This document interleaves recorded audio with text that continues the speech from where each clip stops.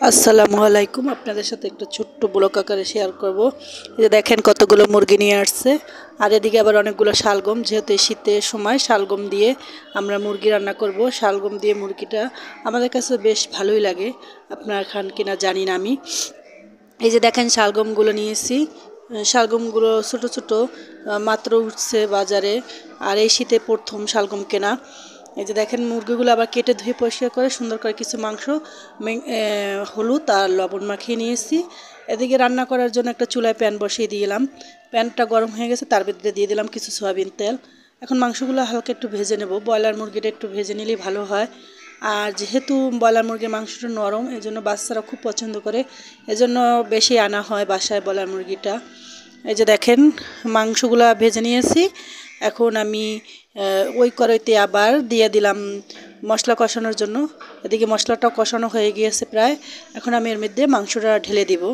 মাংসটা ঢেলে দিলাম, দেওয়ার পরে এখন আমি নেড়ে চেড়ে সুন্দর করে মাংসের সাথে মশলাটা মিশিয়ে নেব, যাতে সুন্দরভাবে মিশে যায়, তাহলে খেতে ভালো হয়। এই জন্য আমি সুন্দরভাবে নেড়ে চেড়ে মাংসটা মিশিয়ে নিলাম। তা ব্রয়লার মুরগিতে এই জন্য বেশি করতে হবে না। এখন এই জন্য এদের সাথে এখন কেটে পরিষ্কার করে রাখা শালগমগুলো দিয়ে দিব। দিয়ে সুন্দর করে নেড়ে চেড়ে আবার মিশিয়ে নেব এগুলো শালগমগুলো একটু যারা ভাপে দিয়ে নেন তারা ভাপে দিয়ে নিতে পারেন, কিন্তু আমরা আবার ভাপে দিই না, ভাপ না দিয়েই রান্না করি। ওই জন্য আমি এখন এগুলো দিয়ে দিলাম এবং নেড়ে চেড়ে সুন্দর করে মিশিয়ে দিলাম। নেড়ে চেড়ে মিশিয়ে দিয়ে সুন্দর করে তারপর কিছুক্ষণের জন্য একটু ভাজা ভাজা করে নেব।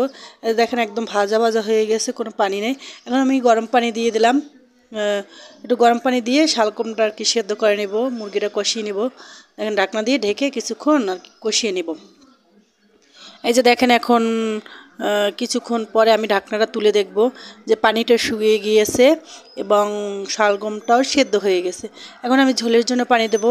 এখানে আমি পানি দিয়ে দিলাম। এখানে গরম পানিটা দিলে ভালো হয়, এই জন্য আমি একটু গরম পানি দিলাম। যে যে পরিমাণ ঝোল খান ওই পরিমাণ এখানে পানি দিয়ে দেবেন। এই যে দেখেন এখন আমি পানি দিয়ে নেড়ে চেড়ে সুন্দর করে মিশিয়ে নিব, যাতে যেহেতু গরম পানি কিছুক্ষণের মধ্যেই রান্না হয়ে যাবে। এখন ঢাকনা দিয়ে একটু ঢেকে নিয়ে ওই দেখেন বলক চলে আসছে একদম সুন্দর। এরপর যে আমি কিছু কাঁচামরিচ দিয়ে দিলাম কয়টা, দেখেন সুন্দর একটা কালার চলে আসছে এবং খেতেও মজা। আমাদের এলাকায় এরকম শালগম দিয়ে শীতের দিনে মুরগি কবুতরের মাংস খেতে খুব দারুণ হয়। এদিকে আবার দেখেন দুপুরে যেহেতু খাবো, এজন্য কিছু মূলা কুচি করে নিলাম, সাথে একটু আলু আর কাঁচামরিচ আর নিয়ে নিছি পেঁয়াজ। এগুলো এখন ভাজি করে নিব। দেখেন এই যে এখন রেডি করে নিলাম মুরগির মাংসটা। এই যে মুরগির মাংসটা আর শালগম কালার অনেক সুন্দর আসছে, গরম ভাতের সাথে খেতে দারুণ, আপনারা খেয়ে দেখবেন। এতে আবার এদিকে মূলা ভাজিটা হয়ে গেছে, ধনেপাতা দিয়ে দিলাম। শীতকালে দেখবেন যে কোনো তরকারিতে ধনেপাতা দিলে দারুণ হয়। আপনারা এভাবে একটু খেয়ে দেখেন কেমন লাগে।